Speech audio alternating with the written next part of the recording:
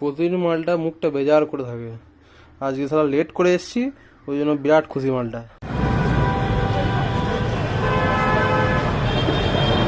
একসাথে করা যাবে।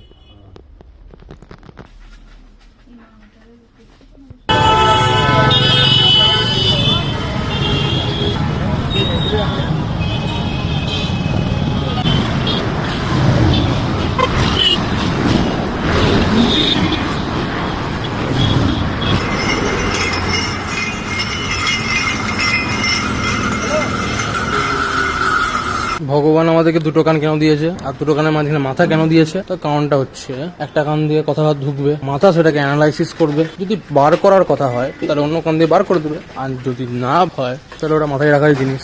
জীবন আর চাকরির জায়গা অনেকটা এক। অনেকে অনেক কথা বলবে, যতটুকু শোনা ততটুকু শোনো, ডান কান দিয়ে বাঁ কান দিয়ে। যতটুকু মাথায় স্টোর করা দরকার ততটুকু স্টোর করো। মাথার জায়গা কিন্তু বেশি নয়, তাই মাথার স্টোরেজটাকে ভালো করে ইউজ করো, দিয়ে অন্য কান দিয়ে বার করে দাও।